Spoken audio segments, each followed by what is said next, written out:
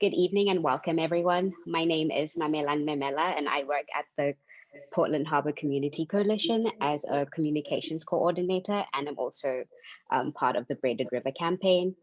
Thank you all for being here, especially on such short notice. And we will begin this evening with a land acknowledgement.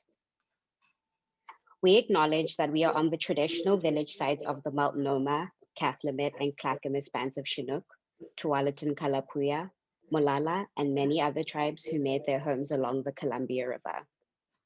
The Multnomah are a band of Chinooks that once lived in this area.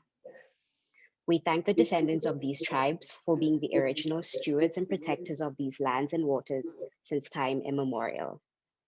We acknowledge that Portland, Oregon has the 9th largest urban Native American population in the US, with over 380 tribes represented in the region. We also acknowledge the systemic policies of genocide, relocation, and assimilation that impact many Indigenous and Native American families to this day. We are honored to be guests upon these lands and waters. We pay our respects to elders, both past and present, who have stewarded this land throughout generations through today.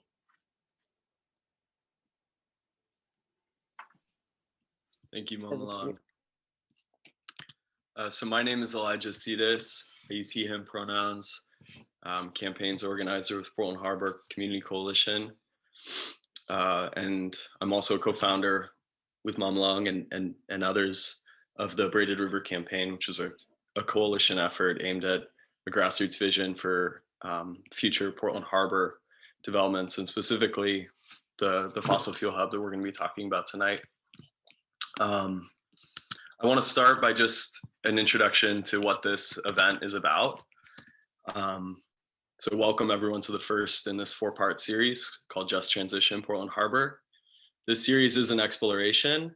No one here is an expert on the topic of a just transition, because in a very real sense, we're talking about something that hasn't really ever been done before. We use the term just transition to think about the future of oil and gas storage in the Portland Harbor. We use it self-consciously, knowing the fraught history that the term carries. First described by Tony Mazzocchi, the great labor leader, as a superfund for workers. A just transition is a vision primarily for how workers can retain dignity and security in the face of crisis and change. The term has since been taken up by the climate justice communities who are trying to reckon with the harms of the fossil fuel and extractive economies that they live with, and to call for change, even as they call for justice in that process. So there's no single definition, but we can think of just transition as a set of questions. And I invite you all to check out Labor Network for Sustainability and their thinking around just transition. It's really good. As we'll learn tonight, there's a very big question mark about the future of fossil fuel storage in the Portland Harbor. That's what we want to talk about. And I want to lead us off with a quote from Arundhati Roy about this COVID-19 pandemic that I think really applies here to the kind of work we're thinking about. So she wrote, "Historically, pandemics have forced humans to break with the past and imagine their world anew. This one is no different. It is a portal, a gateway between one world and the next." Okay, so as we get started, I just want to talk about a few housekeeping rules.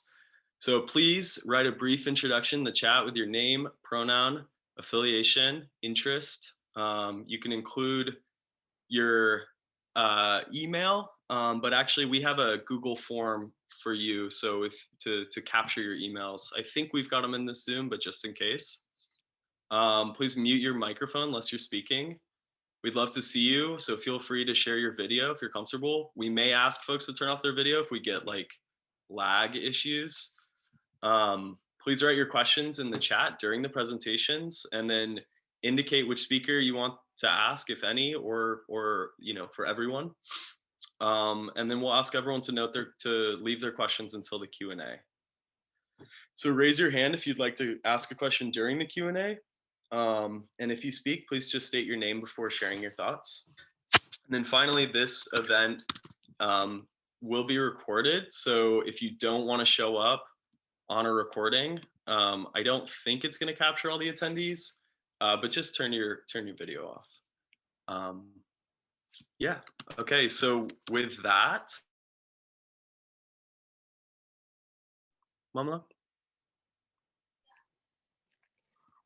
So our first speaker tonight is Jay Wilson, and he is the Clackamas County Resilience Coordinator with the Department of Disaster Management and spearheads the county's efforts to reduce risks and assess hazards, including flood, earthquake, wildfire, volcano, and tsunami hazards, and climate change impacts. Mr. Wilson is the former chair of the Oregon Seismic Safety Policy Advisory Commission, OSPAC, and formerly served as a disaster resilience fellow at the National Institute of Standards and Technology. Before Jay starts his presentation, we're going to play a short video just to show the CEI Hub.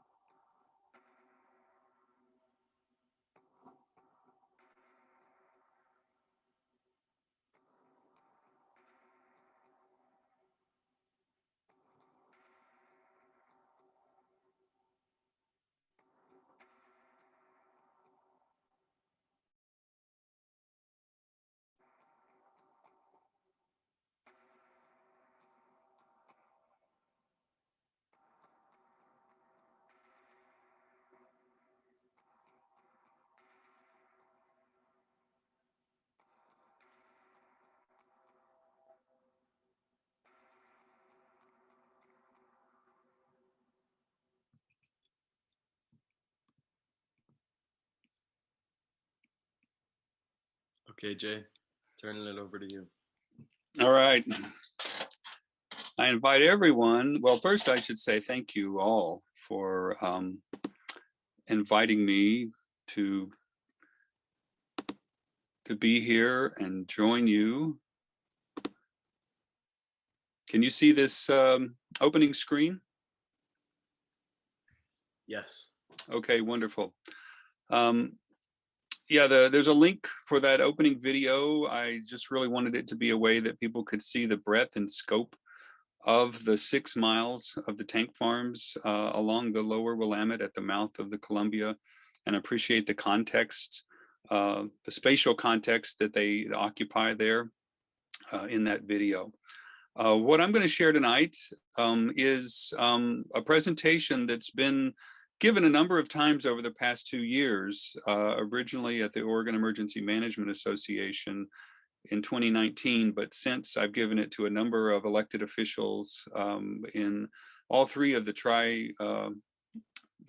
Metro Tri-County area. And I'm pleased to share it with you tonight.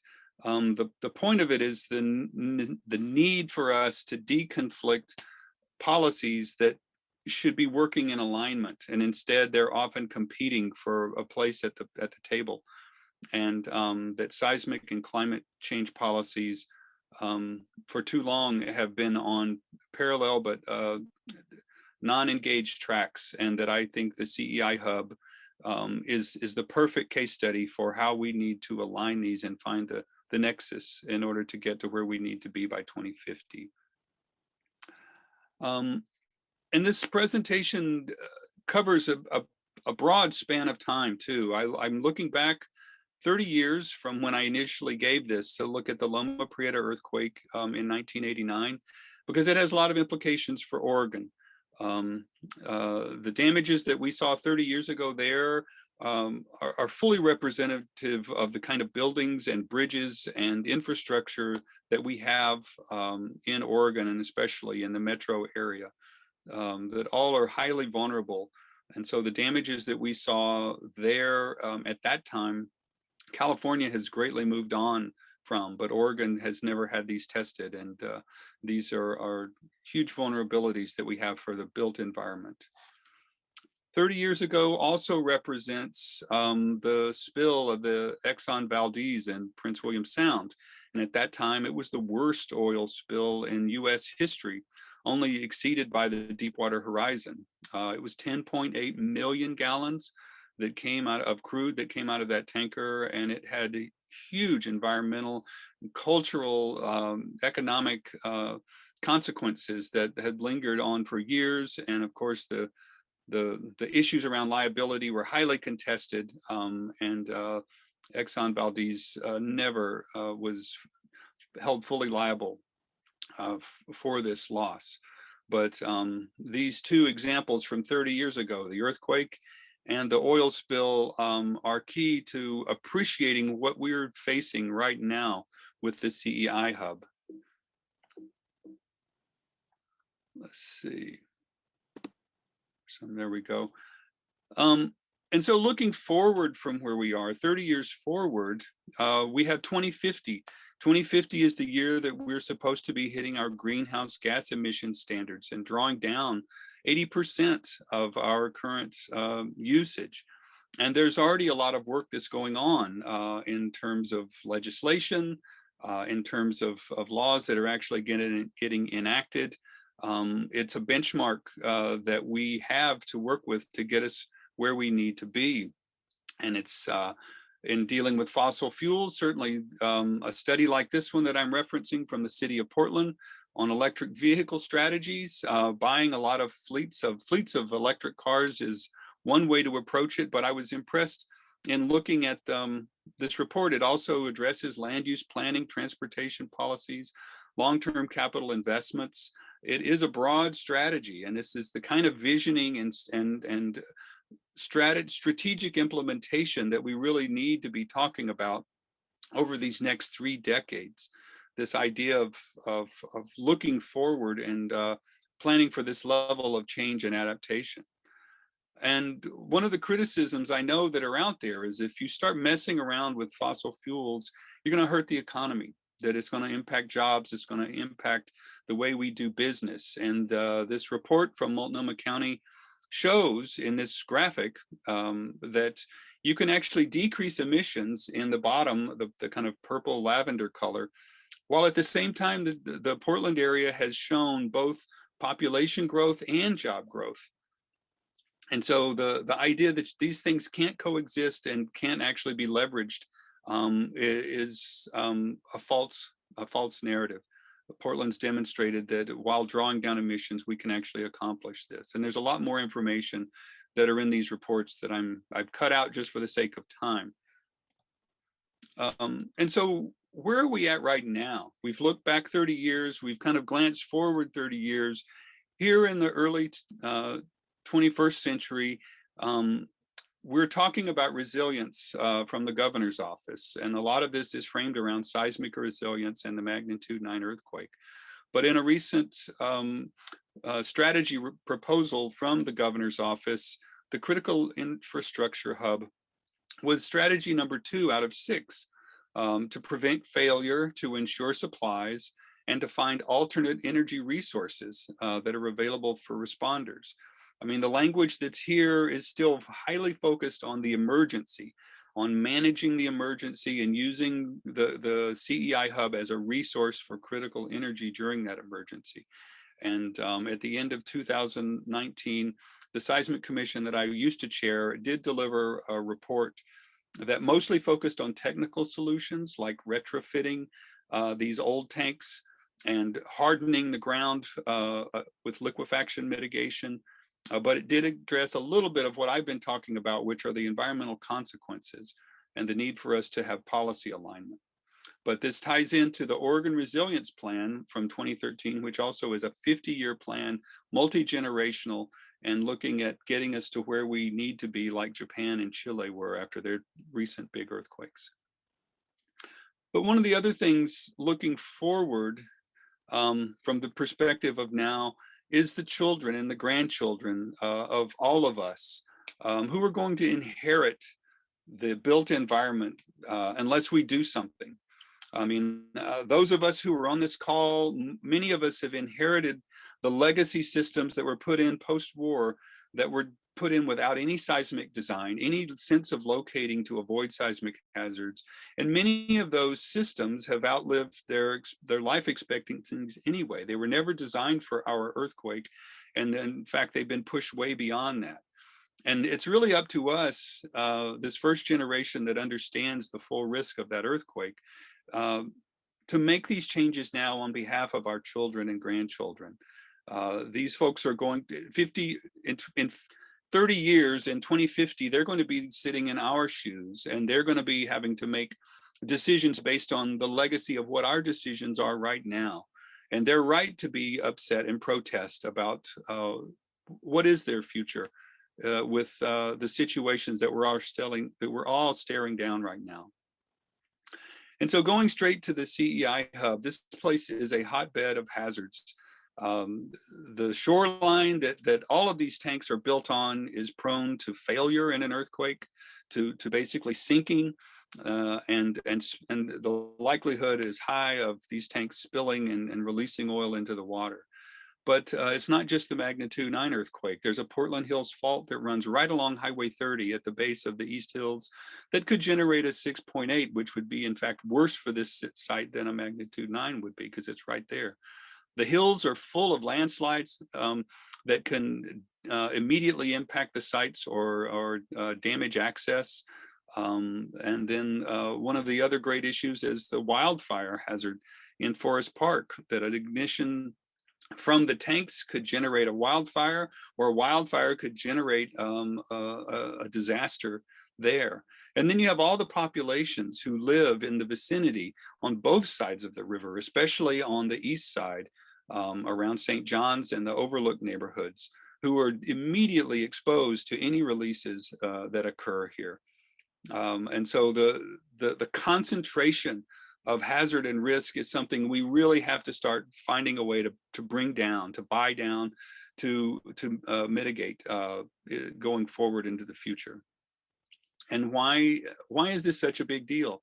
A recent report by PSU and the city of Portland acknowledged that there are over 500 tanks, 360 are in average daily use, that many of them were built prior to the 1930s. That means they're 100 years old. And the majority of the fuel capacity are in the tanks that were built prior to the 1970s. We didn't even have an earthquake code in Oregon until 1974. And the most modern codes weren't even adopted until the mid-90s. And the State Building Codes Office in early 2019 decoupled themselves from having any regulatory authority over tanks in the state of Oregon. So there's actually no critical oversight of these tanks at this time. What's going on with these tanks? That of the 360 tanks, they average about 360 million gallons of storage a day. And it's not just crude oil. There's a lot of refined petroleum products here that all behave very differently in a release. Some of these heavy ones are going to sink to the bottom of the river.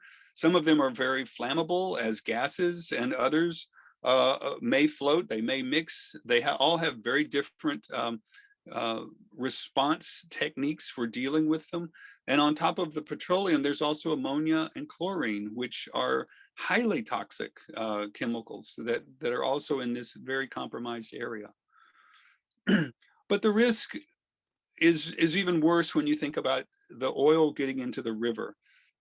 And looking back at the Exxon Valdez, 10.8 million gallons was the equivalent of, was what was lost in 1989. And that's only equal to 3% of the volume that is stored on a daily basis here.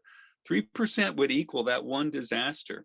And if you think when we have this big earthquake that we're only going to lose 3% of 360 million gallons, and every aftershock is going to continue to release more and more because no one's going to be able to get their hands on top of this thing as it's happening.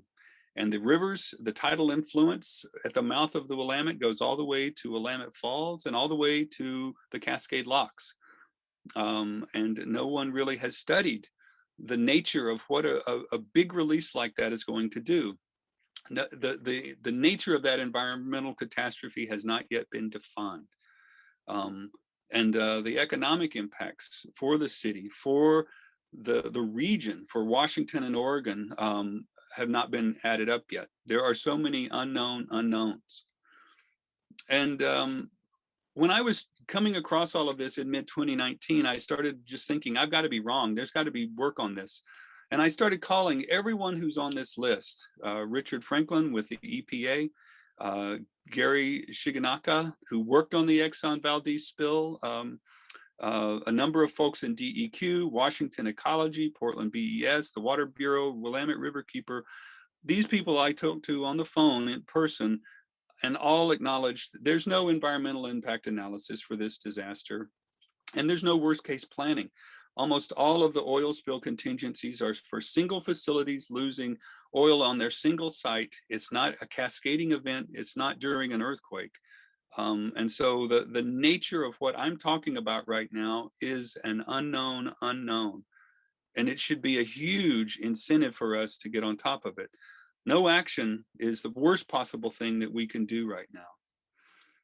And so as I showed in the video, downstream from this site is 100 miles of the lower Columbia River. And a study that was done from the Port of Vancouver estimated that an oil spill of a similar size from their facility they were proposing a few years ago would be at Longview in 1 day. In 5 days, it would be at the mouth of the Columbia. And they stopped factoring because they said once it goes out of the mouth of the river, the consequences on the shorelines of Oregon and Washington are just too much to calculate.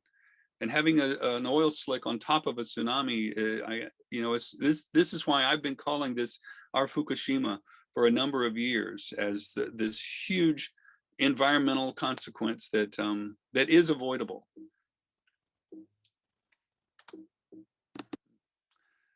And the other thing quickly is that the economic consequences are staggering too. This slide from the Pacific Northwest Water Association shows that the lower 100 miles of the Columbia is where we have the #1 US wheat exports come out of, corn and soy exports, wood, minerals, autos. That when we have this oil disaster, it's not just going to be environmental, it's also going to have a huge consequence really at a national scale and across trans-Pacific economies as well. And so this problem's been a topic of discussion in Salem for a number of years, and there's a number of reports that have been put out by Oregon Solutions, by OSPAC, that have tried to look at why is this so hard. And this slide tries to at least organize all of the stovepipes that exist between the fuel companies, their representative organizations, the federal agencies that are involved, the city, the state, and then the regional and other folks who have interest and stakes here. But a lot of these don't talk to each other, and certainly the fuel companies have done a great job of standing their ground, and because of antitrust laws, they're not working in conjunction with one another. There's a number of problems that prevent making headway with responsibility, with stricter regulation, with having seismic improvements. And currently, the State Resilience Officer is organizing an updated report that's underway right now. And so my last slide, from the perspective I'm in, that this is a resilience imperative, that how can we leverage this hub to get to our 2050 vision? How do we start looking through the disaster to say, where do we want to come out on the other side? And let's start working on that now. You know, and the point of looking down the list of the number of folks that I've identified in my world that I would work with, along with elected officials, along with groups just like this one, is how do we make this an issue that's tied to our community values? Because to me, the values of our community is what's going to influence public will and political will, and to bring this to be part of the national dialogue around aligning these climate change, fuel, seismicity, livability, infrastructure, social justice, environmental justice. There's so many things that are attached to this. We've got to find a way to have a collective conversation about this. And I'll look forward to having a further conversation and answer questions going forward. Thank you. Thank you so much, Jay. And thanks for the questions, everyone. We'll get to them at the end. Okay, our next speaker is Nicholas Cunningham, Nick Cunningham. Nick is an independent journalist covering the oil and gas industry, climate change, and international politics. He's a regular contributor at DSMOG and has also been featured in Oregon Business, Oil Price, The Fuse, The Real News Network, and NACLA. And if you haven't read his very excellent article on Zenith in the Oregon Business Journal, I highly recommend it. Take it away, Nick. Thank you. I'm just going to share my screen.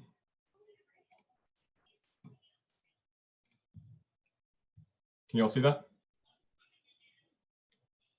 Good. Okay. Yes. Do you want to go full screen? Yeah. Okay. As I mentioned, I'm an independent journalist. I've been covering the oil industry for about a decade. I live in Portland, but I'm something of a newcomer here. I've been here for about 2 years. So I'm going to do something a little different and not focus too much on Portland, but sort of the oil industry more broadly. I think it may offer some context and to see that there's sort of broader forces at play. So I'm going to give sort of a brief history of brief financial history of the oil industry, and not talk too much about climate change or safety or anything like that. Okay, so first I'm going to start with a short history of the U.S. fracking boom. From 2010 to 2019, U.S. oil production more than doubled from 5.5 million barrels per day to 13 million barrels per day. So I'm sure a lot of you are familiar with this. You know, a lot of drilling in North Dakota and Texas. And the main industry narrative around this was that this was a story about technological innovation, that hydraulic fracturing, horizontal drilling, cost-cutting efficiencies, all this sort of technical know-how really paved the way for this huge surge in oil and gas production. Now, some of that's true, but there's a lot more to the story. One of the defining characteristics of shale drilling is that production suffers from very steep decline rates. Shale wells can lose 70 to 90% of their production in the first 3 years of being online. Now that compares to sort of a conventional oil field that can lose 5 to 7% per year. So if you just take a look at this graph here, this is a production that came online in a given year. So you can see that, for example, in the dark blue, that's production that came online in 2013. You see it ramp up and then quickly go down. And then so by today, only a very small amount of production remains online from those wells that were drilled in 2013. Now that's very different from a conventional oil well or even an offshore oil well that with production is very flat for decades even. And so what does this mean? This means that shale drilling requires constant drilling. That means just to keep production flat, they have to drill, drill, drill, drill. It's often likened to being on a treadmill. You got to run a lot just to stay in the same place. And that also means that any money that you make from these shale wells, it has to be plowed right back into new drilling just to keep the production going. So then it may come as no surprise that the shale industry has lost a tremendous amount of money. Over the past decade, the U.S. shale industry has burned through $350 billion. So this is negative. The industry has never been profitable. You can find companies here and there that can make money, but in the aggregate, this is a quote from Deloitte last year, which is an accounting firm. They said in June 2020, the reality is that the shale boom peaked without making money for the industry in the aggregate. And then here's another quote from a financial analyst that I've spoken with over the past couple of years who's helped me understand these issues. She said, the business case for fracking has never been proved. So here's some more examples of this. This is a chart of bankruptcies. There's been roughly 250 North American oil and gas companies that have declared bankruptcy since 2015. So how is this possible? How can an industry lose money year after year and continue to do what it does? Well, one of the main ingredients for the drilling boom was cheap debt. Now, I don't know if you can see this on the chart here. On the very right side of the chart, this is a chart of interest rates from the Federal Reserve. At the very right side of the chart, you can see that the blue line drops close to zero.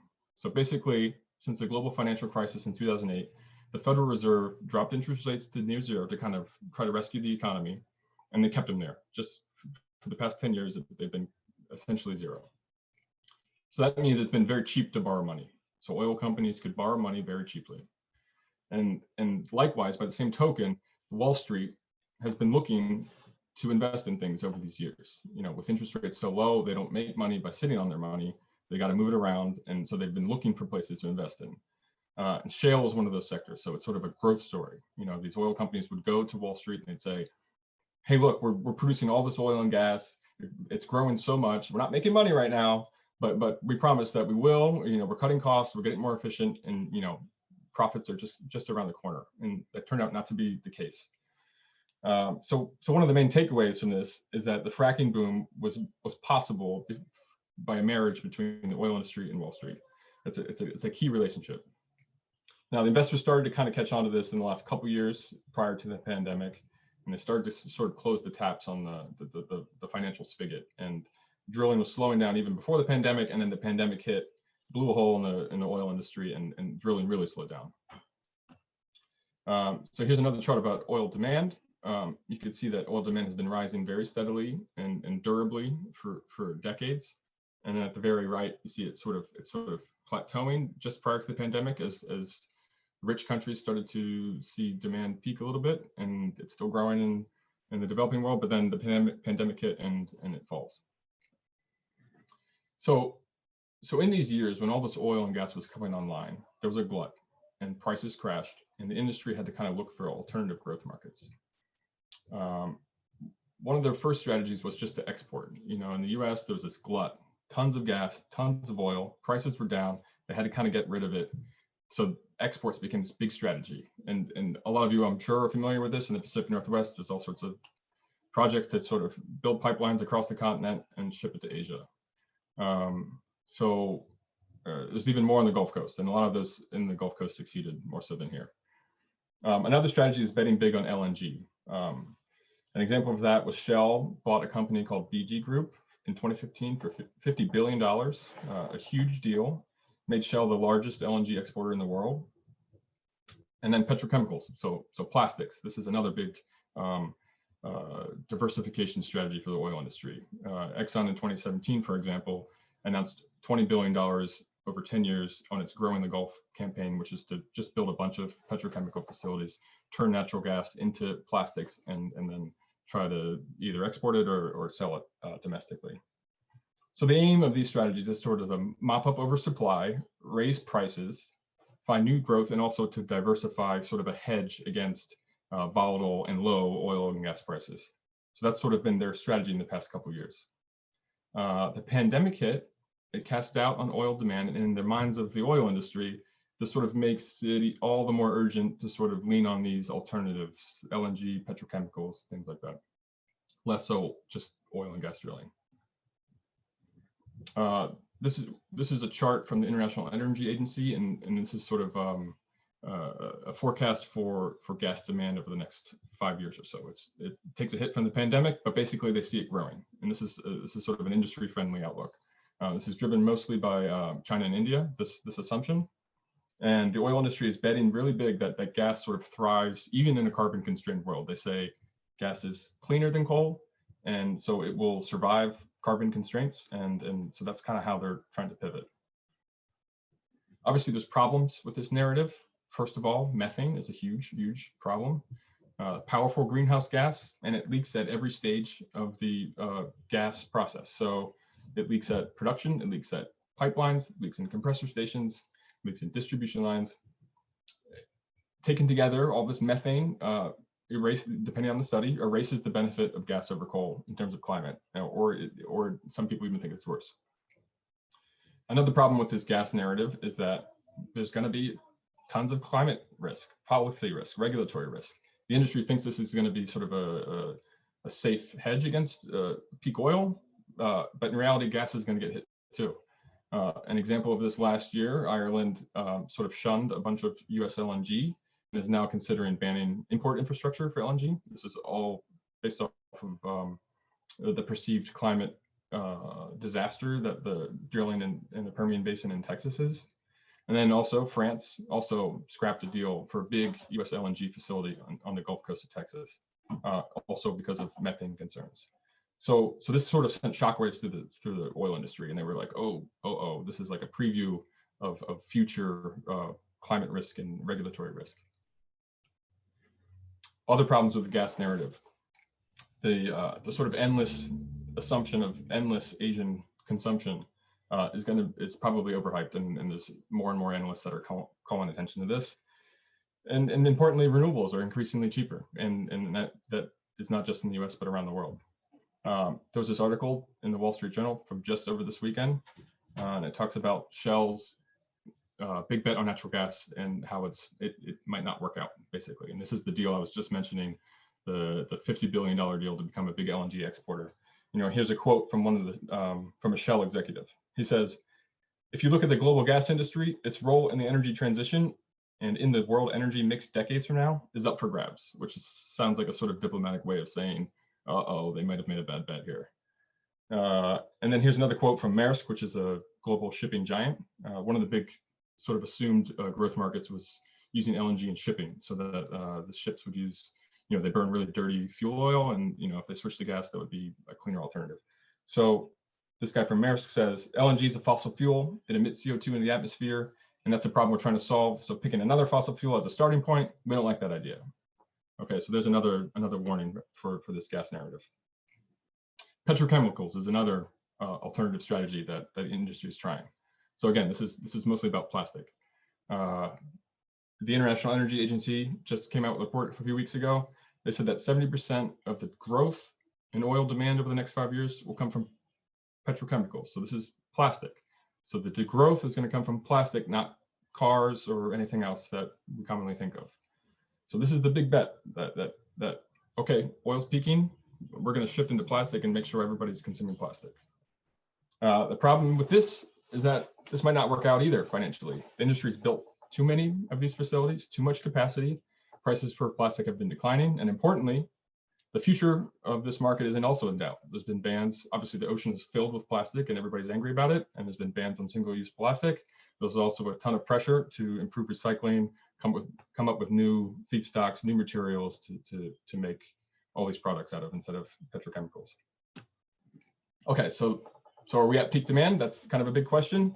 This used to be a fringe idea, pushed mainly by environmental groups, and now it's very mainstream and actively debated. BP, for example, said last year that we passed peak demand. That happened in 2019, they say. Others people say maybe the mid-2020s, maybe a little later than that.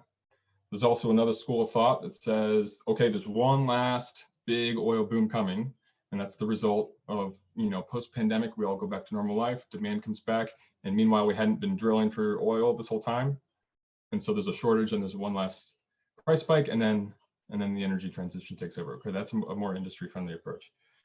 The precise date is unknown and unclear, but we're kind of at peak-ish demand. The point is that after a century of demand growth, more than a century, the growth story is over. We're kind of at the limit here. Electric vehicles are going to take over. Right now, they're just a couple % of auto sales. That's going to scale up. There's going to be more difficult sectors to clean up, like aviation, heavy industry, petrochemicals. That's going to be more of a long-term deal. But this growth story is coming to an end, and one of the big reasons is that renewables is increasingly the cheapest form of electricity. Solar, wind, and batteries, cheapest in most places in the US and in a lot of places in the world. And that's going to be more and more true as time goes on. This year, the EIA says that 70% of all the new power coming online is going to be solar and wind. Natural gas takes up a small share of the new projects coming online this year. Costs are falling, and that's going to continue to be true. And then also for transportation, electric vehicles are already cheaper over their life cycle compared to a gasoline vehicle, but increasingly they're going to become competitive on a sort of upfront cost basis. Okay, so the growth story is over for the oil industry, or soon to be over, but they're not going to just go quietly into the night. They're going to kind of try to maintain their grip. Part of that is through misdirection, deception, PR. The sort of brazen climate denial of 10 or 15 years ago, where they would attack climate scientists and attack climate science, that's kind of given way to something a little more nuanced, where they sort of portray themselves as a part of the solution, a good faith actor. They're leading on this, and they've got the solutions. The thing is, some of the solutions look a little bit like the status quo. They're leaning very heavily on natural gas, and they're also hyping some very speculative technologies, speculative at this point, hydrogen, carbon capture, which may eventually become a solution, but it is not a solution today. They're also trotting out a lot of net zero pledges by 2050. So these are oil companies that are saying they're going to be net zero. And it's kind of hard to see how that works when they don't say they're going to ramp down their production. The American Petroleum Institute just came out with an endorsement of a carbon tax, which would have been an interesting policy 10 or 15 or 20 years ago. But at this point, everybody kind of thinks they're trying to head off more stringent climate policy. And importantly, I think this quote is very revealing here. This is a quote from the Chevron CEO from just 3 weeks ago. He said, "The world will be using more oil and gas 20 years from now than it is today." So I think it's worth dwelling on that for a moment. It's reveals where their thinking is at. On the one hand, they say, "Oh, we're leaders on climate change," and on the other hand, they say, "This is still growing, and it's not going to stop growing." And you know, we can argue about peak oil demand, but this is a very delusional statement and a very irresponsible statement in terms of the climate. But I think it kind of gives you a sense of what they're thinking. And I think the important takeaway is they're very invested in the world blowing past climate targets. They're not just assuming it, but they're actively betting on it. Nevertheless, I think the oil industry is in crisis. U.S. shale was a financial bust. The broader oil industry faces huge financial problems. We're at the end of the growth story, and growth is a crisis for an industry that's predicated on endless growth. And so this is still a huge industry, and it's not going to disappear. But the fact that it's not growing anymore causes enormous financial problems for a lot of these companies.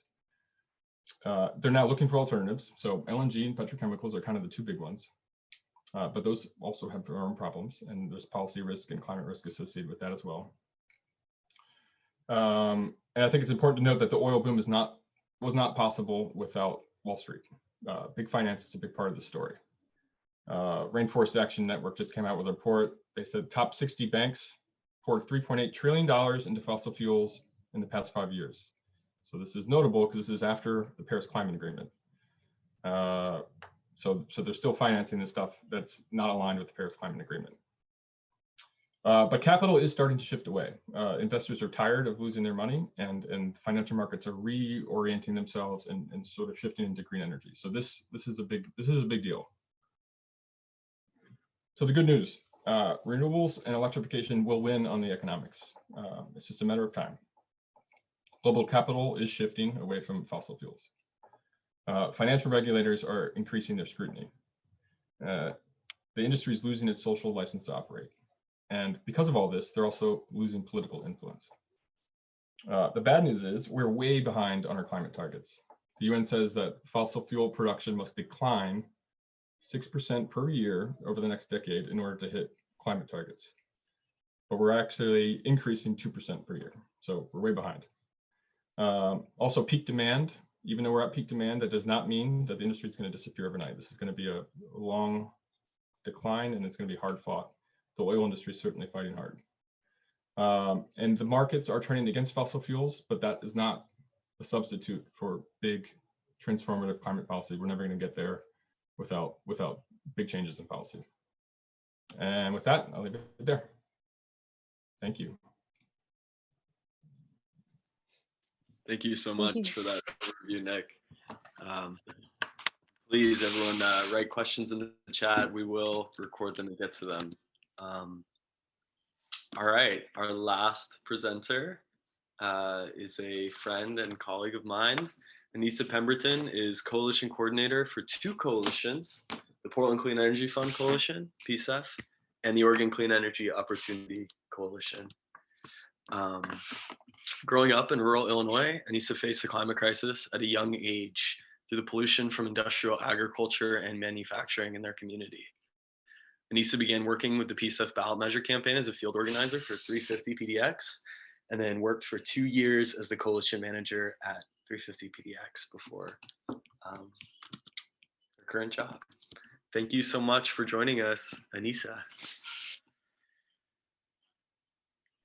There's my unmute. Hi, everyone. Thanks for inviting me. It's nice to see so many friendly faces.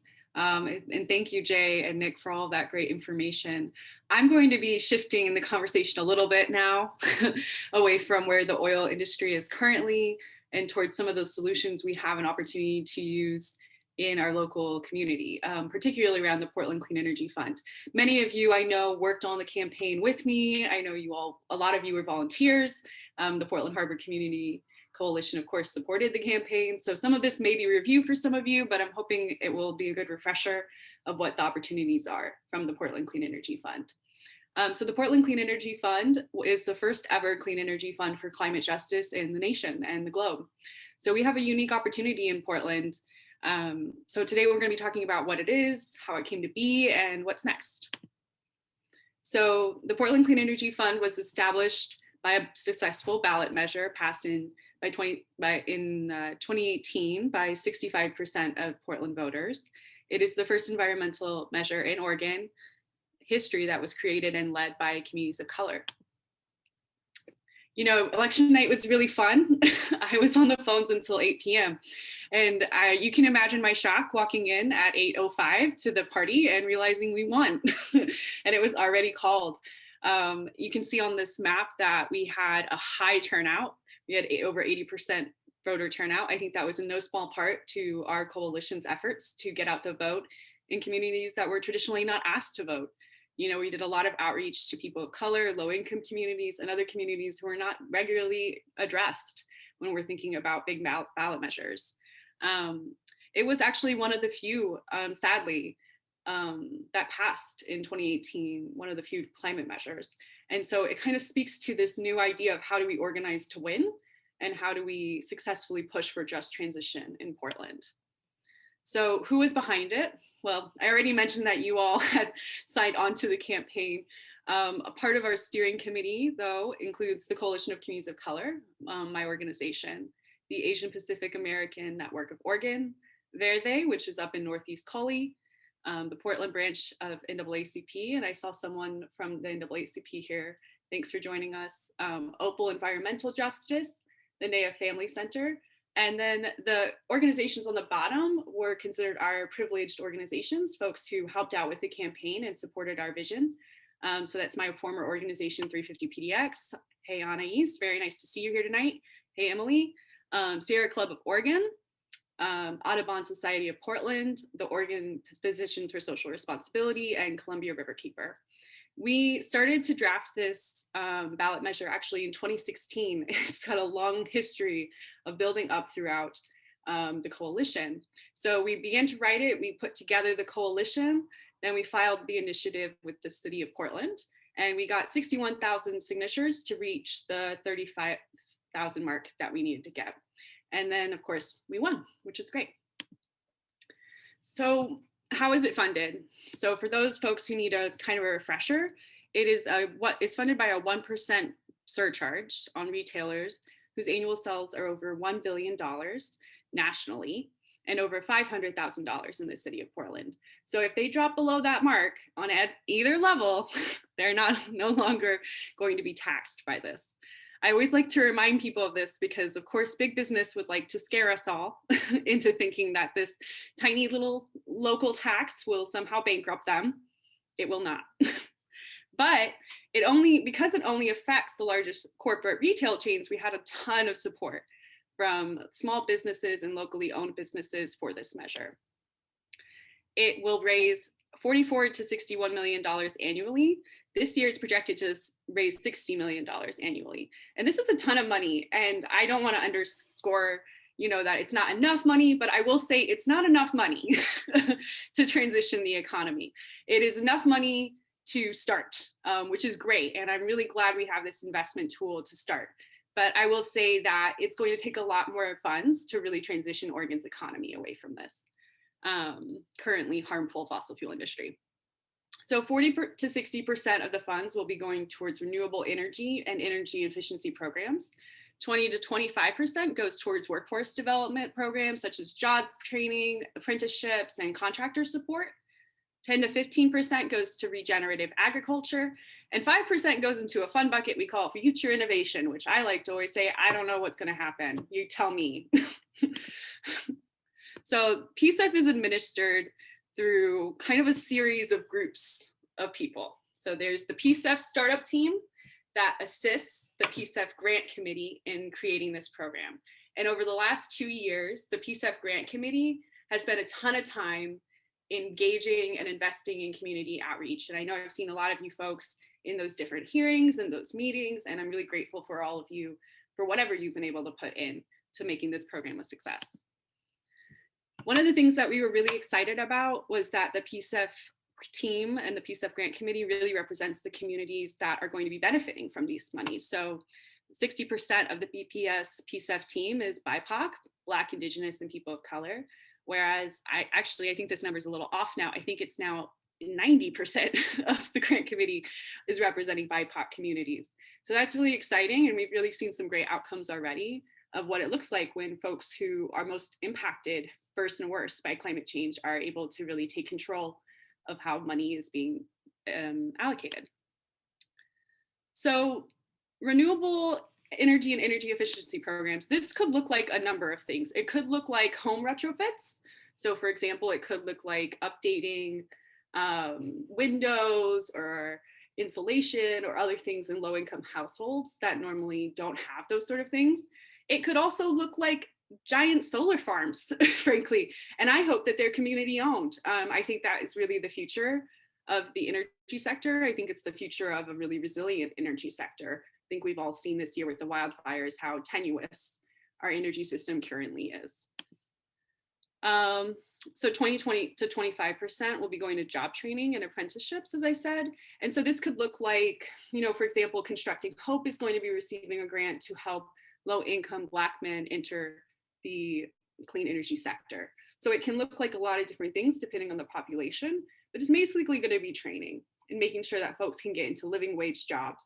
Part of PSEF guaranteed that any of the jobs created had to pay $25 or more, which is really exciting because people deserve a living wage. And then my personal favorite, although it's small, is regenerative agriculture. I think I got started in the climate movement when I was in college doing regenerative farming, and it's still a passion of mine. And so I'm excited to see what kind of small farms can get started. I know Mudbone Grown and other folks have applied for funds, so I'm really excited to see what kind of projects come out of that. And then, like I said, the future innovation category can look like a lot of things. I think, we wanted to leave open some amount of money for whatever happens. As Elijah stated at the beginning, none of us are truly experts on a just transition. And so we don't know what might come up later, what things the community might need. I think particularly around resilience programs, we just don't know totally what the cost, the human cost, the social cost of environmental disasters may look like in the future. So next steps. I'm really happy to say that the PSEF first round of funding was recommended to City Council last week. So it's going to be $8 million invested in a wide array of projects. I was actually pretty excited to see a lot of them were going to be planning grants, because in the summertime, there's going to be another round of funding for $30 million. And then there'll be another round of funding for another $30 million at the beginning of next year. And so there's just a lot of money coming out the door now. Now that we're ready to go, we're ready to go. And I'm really excited to see what these investments kind of lead to. So I do invite you all, if you're all interested, to check out the city council vote on Thursday, this Thursday, April 1st at 2 p.m. You can join via Zoom. You can also give public testimony if you'd like to. And as I said, the next round of funding will be coming up. I think this is before I kind of wrap up and kind of show you my final slide, I just want to encourage you all to think of PSEF as a resource for a just transition in the Portland Harbor. I know that it's a really big program. It can feel a little intimidating to apply, but the PSEF staff are amazing people and really want to see the Portland Harbor succeed. So finally, you can reach out to me at my email. My email is anissa@coalitioncommunitiescolor.org. Please follow us on all of our social media accounts. If you're on social media, you can sign up to receive email blasts about PSEF. And of course, I always encourage you to donate and support the work of our steering committee members. In particular, I'm going to shout out Apano. They've been doing a lot of great work in response to anti-Asian hate crimes that have been happening throughout our country and our local area. And I really encourage you, if you have the extra funds, to consider donating to them. Okay, that's it for me. All right. Thank you, Anissa. And thank you all our speakers and everyone. That was great. And I am just struck by the depth of each of your knowledge about, these particular aspects of a just transition. So I'm hoping in the questions here, we can start to draw some of these connections back to place. And I'm happy to announce that our coalition member, Sarah Taylor, is here, and we'll talk about the campaign we're working on at the end of the question and answer period. But I just want to open the floor now to any questions you all have. I saw some in the chat, but I think some already got answered. So do folks want to raise your hands now to ask? Okay, I see a question from Alex Lopez. Hey, Alex. Hey, Elijah, thanks. Actually, my question is for Jay. Jay, you mentioned that there had not been an environmental impact statement done for any of the tank farms or the tank area to date. I'm wondering if you know of, does that put us afoul of any of the NEPA regulations or anything? Essentially, I'm asking, would there be a regulatory way essentially to force the hand of the city or the state into doing an environmental impact statement for that area, a facility, many facilities, or whatnot? Well, I believe the city of Portland, the Emergency Management Bureau, has been working on a grant to do something like that, but I think it's still limited in scope to the scale of what's necessary. Like I said in that stovepipe picture, I think all of the facilities basically are still treated individually.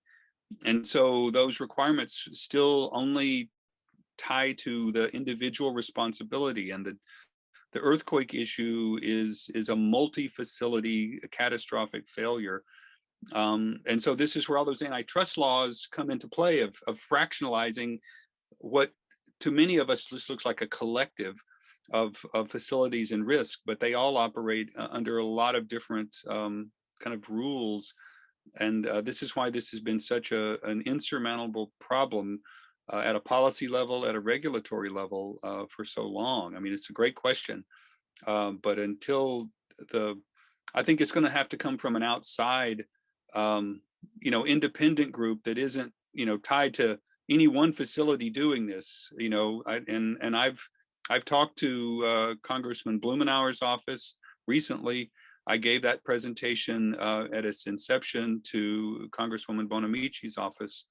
So I'm banging the drum, hoping. I think the federal delegation pays attention to this as well. Okay, thanks. See, Paul has his hand up. Jay, I admire your work so much, and after we met with you at NAACP last month, and Yume Wang, who was one of the authors of the original Dogami report on the critical energy infrastructure, is now saying that it's a particular environmental justice issue for the Black community in Northeast Portland, because the toxic fumes, the ammonia, the chlorine would all trend westward with our weather patterns, and for East Side Portland in general. So I'm wondering, in what way, and maybe kind of thinking of PSAF as a model, can the BIPOC environmental justice community contribute to the politics of confronting the critical energy infrastructure as the politics emerge? And I'm not even clear where that goes, especially after the report from Nick about the status of the industry. So I don't, you can factor that into your answer. It's a big question. Well, it's a big question, and I guess the answer is probably this unrolling of effort. I know a number of the like Multnomah County commissioners have attended town halls with the St. John's neighborhood, and I think and Linton, and I think the concerns are real and they're tangible and they're very grounded in those sense of place of those communities. I do think the environmental justice issues, in light of where we all are at right now following last year, could and should elevate those concerns to a higher level. I guess it's just, that standard, patience, persistence, perseverance kind of issue. But I just feel like we still haven't had a breakthrough moment yet. We're still under the radar in terms of getting this out from just the way the governor's office tends to talk about this as a fuel, a threat to our fuel resource, rather than the bigger issue to me was if that oil goes into the river, this is going to be a huge multiplier, and it's still not being adequately assessed. And so that's where I say no action is actually the single worst thing we can do. We can't afford to do nothing, which means, we have to do something now. Thank you. I'd love to add to that, if it's okay. I think the PSAF coalition and the PSAF ballot measure can serve as a model, like you said, Paul, of how to put frontline communities and BIPOC communities in particular in leadership roles to design these solutions. And I think what PHCC is doing through the Braided River campaign is a great example of trying to do that up in North Portland. I think there's always more work to be done around this. I think it's really hard when we're dealing with communities who are so under-resourced to ask them to put their time towards things. And so some of the things I have to think about when I ask people to put time towards things is what does it look like to get stipends? How do we talk to funders about why it's important to pay people on the ground to do this work? What does it look like to hold community meetings where, the city, the city officials show up, but also we have our own private ones. So we're well strategically organized and we can really hold them accountable in that space. And how do we train up our people, right? Like, how do we make them really successful? And so an example I'd like to lend more from my statewide work is the Energy Justice Leadership Institute that the OCEO campaign is doing on the statewide level. And so we have folks calling in from all over Oregon, rural folks, indigenous folks, Black folks, all people of color, low-income people, trans folks. And we're all calling in to learn about what does our energy system look like now, and how do we reimagine it for the future? And then even further, how do we lobby for that? How do we hold our officials accountable? And how do we build a movement where they can't say no to us anymore? Because they're gonna say no to us if they can get away with it, in my opinion, because it's too politically difficult for them. And I'm really excited though, because I think our movement is building power statewide.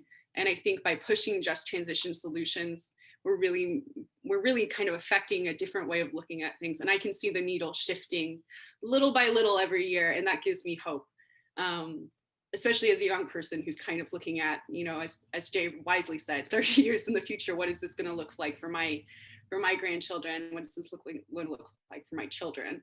And so I think it's promising. It's not, we still have a long fight to have here.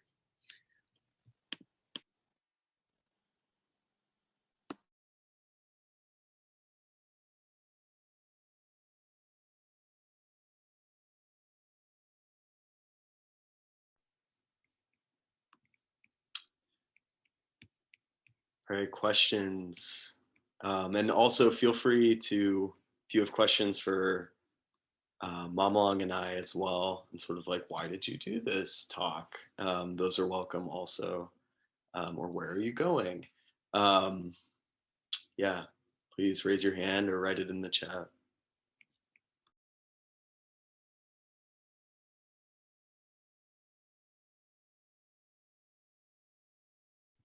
All right, I have a question for Nick that came up. So Nick, you talked about sort of this way that the industry, the oil industry, is grasping and is kind of like holding on and looking for these avenues to diversify their existing sort of products, it seems like. So we saw this a little bit with Zenith Energy. Folks noticed that they opened an oil train terminal. They'd flipped an asphalt facility. It was all financial movements that happened from big banks and private equity investing in it. And you reported on this. And then we saw that they tried to move a petrochemical in pretty large quantities. And we raised the alarm about this, but it was only stopped because of very particular city process. But it could have happened. It's a petrochemical, but not a fossil fuel. And Portland has the fossil fuel terminal zoning amendments, which ban new storage, but that piece wasn't accounted for. So I'm curious how you think, just based on what you know about maybe midstream operators, maybe storage tanks, what you think some of those areas might be and what we might want to look out for in the CEI hub in North Portland. I don't know if I can answer it. It's a mysterious process, it sounds like. I imagine they were exporting it, and whatever buyer, I assume in Asia. I don't know if it was going elsewhere in the US, but yeah, I mean, if it's going to China, then they're growing all sorts of industries, so it could be used in any particular way. I think you guys would understand better than I would about the processes that Portland has to kind of stop these things. But yeah, I mean, I think any particular product could move at any particular time depending on whims of the market, and that can happen. It can blow one way and then blow another way in a short period of time. There's a lot of like movement of products based off of like this sort of financial arbitrage where like, oh, the price over here in this region in Asia is currently doing this and it's low right here, so let's quickly move that, and then it might go out back the other way. So like a big part of the export push for oil and gas was that the U.S. had this ban on exporting crude oil until 2015, I think it was. And so prices were a lot lower in the U.S. because they're all sort of trapped in the U.S. and there was this push to lift that export ban because the prices were higher internationally. So it was a sort of an arbitrage. Let's move it this way, and then same with gas. So for the particular petrochemical they're moving, I'm not sure, but I imagine they had a market reason for moving it.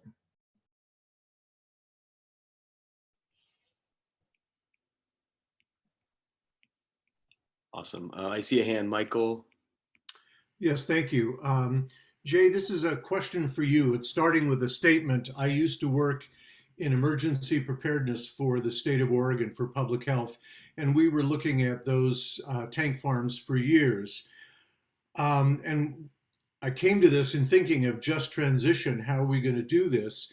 But it seems to me that it's going to be emergency preparedness having to pull the levers with both local government, all three, local government, state government, and at a national level to be able to get the permissions to look at things differently, and also to, in a short order, find places to relocate these farms that can be safer and protect the communities around them, because the just transition is really the safety of the people who live on both sides of the river, and all the people who live downstream who are going to be impacted. That's the just transition that I'm hoping we can work towards. But it seems as though, and I want to ask you, what do you think it's going to take to be able to get those levers aligned and shifted so that we can start making the move to get those tanks away from where they are and start developing that land in a new way? Michael, that's a great question. I mean, to put it simply, I think we have to change the perception of those tanks as a liability. People, have to basically understand the risk that they're living with and that it's intolerable. And I think that's where a lot of what Nick was talking about at the market level, can help us argue why maintaining 100-year-old technology and doubling down on it is only, solidifying the risk that we're building into our next generation's future. And if we can transition, look at this as an opportunity to divest in the oil and catapult into a new economic paradigm, while drawing down the risk. I mean, that's where this is a huge opportunity to back off of it. But I think the regulatory side and even the emergency management safety side, I worry is only going to get us so far. I think it's really got to be market driven in a way that all of the exporters have to realize that we can't live with this, that the rest of Oregon, if we have an earthquake, they might think of it as a Portland problem, but you're all losing all of your gas supplies if this area maintains no action on this. And so the collective investment that people have to see this as an untenable liability, I think is how we have to try and approach this. So it makes sense. And it's not just a reaction. And that in fact, if you think about how would we recover from this after the earthquake, would we build it back? No. Well, then let's draw this down before the earthquake. I mean, that's really how resilience looks at this, is you mitigate the problem, but leverage that problem to become an opportunity going forward. And that's why I think elevating our community value to value resilience, and therefore then it becomes, this trickle down in all of our strategies. It's comprehensive. Thank you, Jay. Sarah, did you have a question? And then Alex is on deck. I was just curious if anybody knows about a tax on oil trains. I heard that there was a tax of $90 a train. Does anybody know anything about it, where that money goes? There's so many trains in Linton now. It's like we're a sea of trains. All different numbers are on them, but anybody know anything about that tax? Yes. Oh, good. Thank you. The $90 was per car, and that was spoken of around the Tesoro Savage application. And that was all the money that the Port of Vancouver was going to get per tank car. And I think that was the only time I heard of $90 a car. But never happened in Oregon, never got enacted. That's nothing I heard that figure. Okay. Thank you. There is, Sarah, I know that Oregon DEQ does have an oil spill response charge that they put on some of the oil train movement through Oregon. I don't have the actual number, and I actually don't know how that charge works, but it was passed in legislation in, I think, 2018. But it basically assumes a dollar value for a spill and then puts it into DEQ money, but it's pretty small compared to what we know to be, for example, many millions of dollars is often the cost. Yeah, great question. And then Alex. Sorry, looking for my unmute. I guess start with a comment, I guess. When we think about earthquakes and kind of planning for that eventuality along Cascadia Subduction Zone, to me, the conversation always seems a little flat. But I just kind of wanted to provide an example of how I think that some things that are happening right now are actually the planning that's going on really needs to consider that more. So with PHCC, we talk about Willamette Cove quite a bit, and the cleanup plan that is being recommended for the uplands in Willamette Cove includes a on-site consolidation area where they're talking about storing quite a bit of contaminated soil underneath an engineered soil cap. They've mentioned that there's minimal mention, but some of resiliency and planning for earthquakes and floods and climate change, more often, bigger storms more often due to climate change. But they're still planning on leaving a bunch of material behind.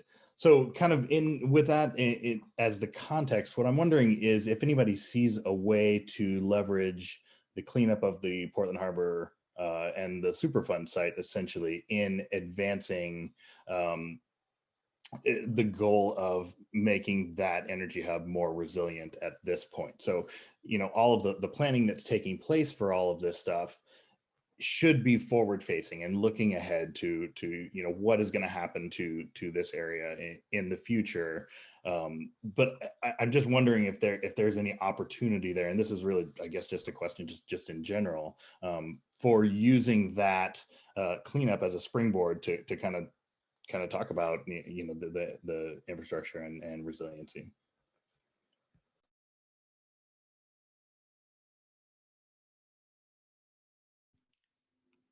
So, Alex, I feel like you and I and Mom Long are maybe the best suited to answer this question as we work with Portland Harbor Community Coalition and think about this. I don't have a great answer, but I think I'm going to bring up some of the stuff we've all talked about together for folks on this call. So for one thing, the oil and gas industry is not currently covered under the CERCLA Superfund, and that's an acronym that's basically about for the kinds of toxic chemicals that are tested for and covered under the Superfund cleanups.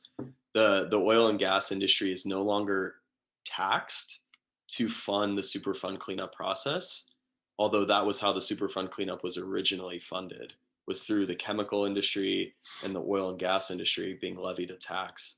Those taxes stopped in 1995, and the fund has been empty since 2003 for having, for basically cleaning up places that are orphaned sites that don't have a responsible party attached to them.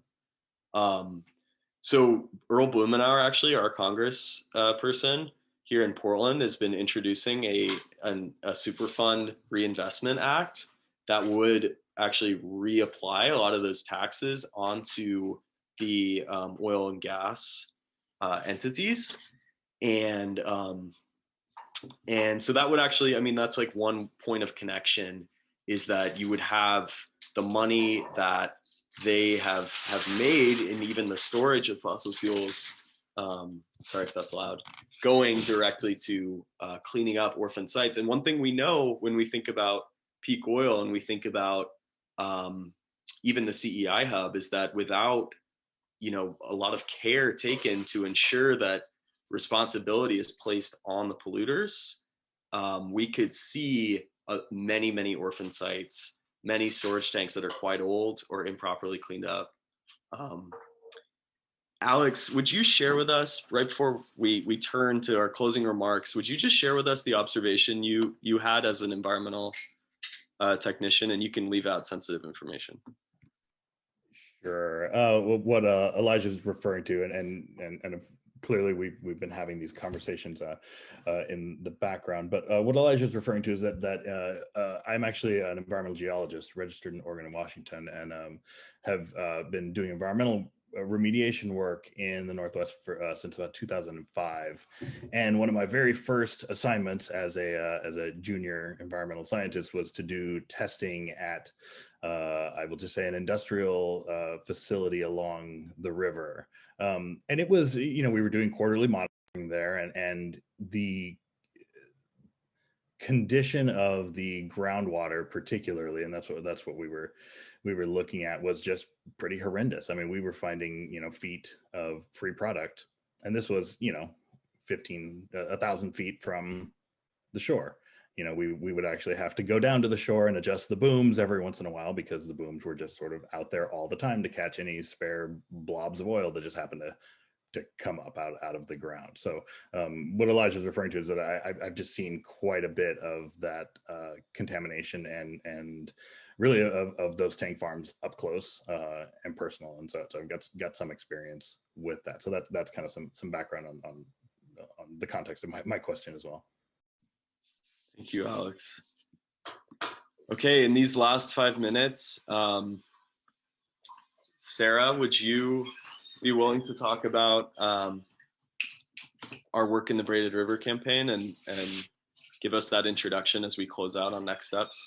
Sure. My name is Sarah, and I live in Linton, and I observe what's going on along Old River Road and Linton and St. John's every day. So the Braided River campaign came together as a way of bringing the river movement and the climate movement basically together, because I was friends with everybody, but I never saw them sit down at the same table. So this is kind of naturalists and the river movement and climate, as well as historians and artists coming together to look at that hugely impacted area from the Broadway Bridge to Sovies Island, about of an area.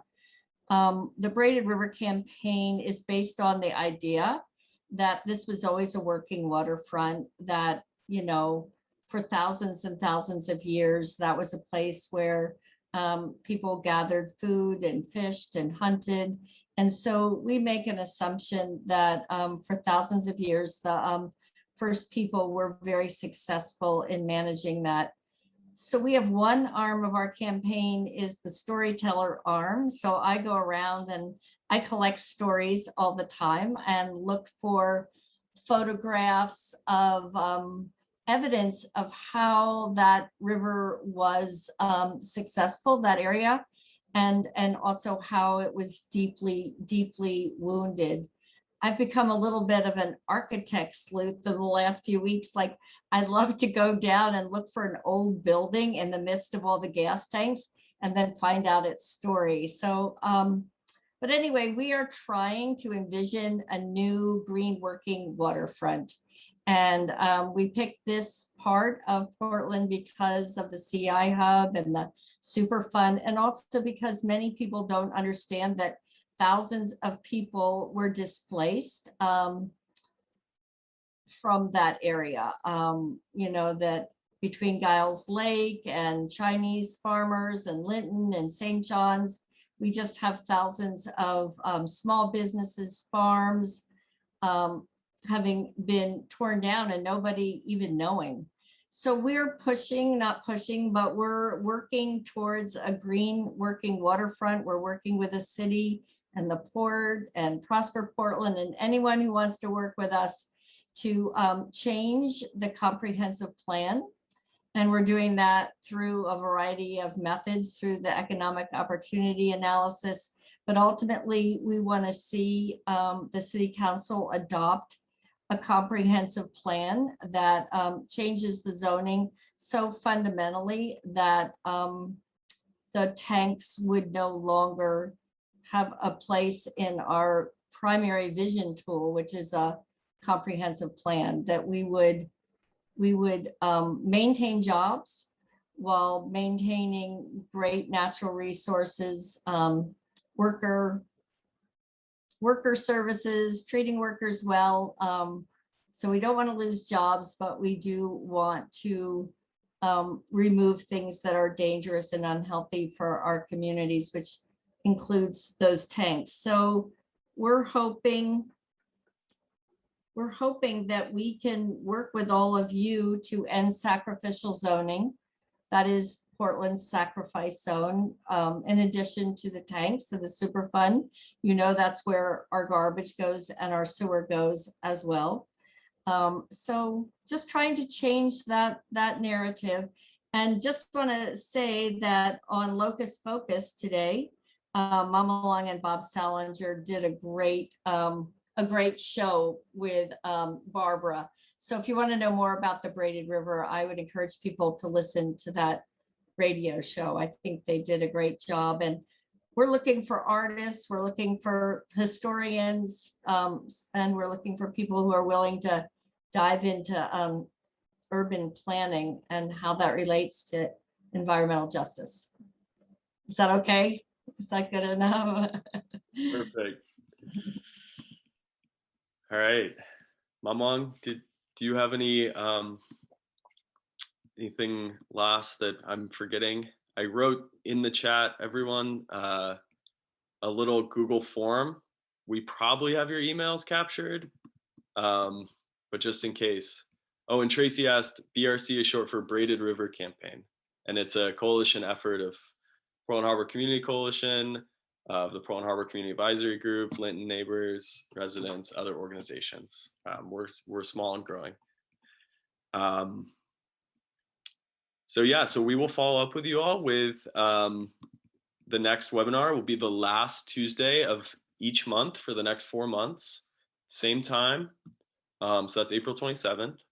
And we'll share also some next steps if you want to do a little bit of advocacy connected to this issue. All right. Thank you all for coming this evening. And we hope that you enjoyed the presentations. And thank you to our speakers. Yeah. Good night. Good night, everybody.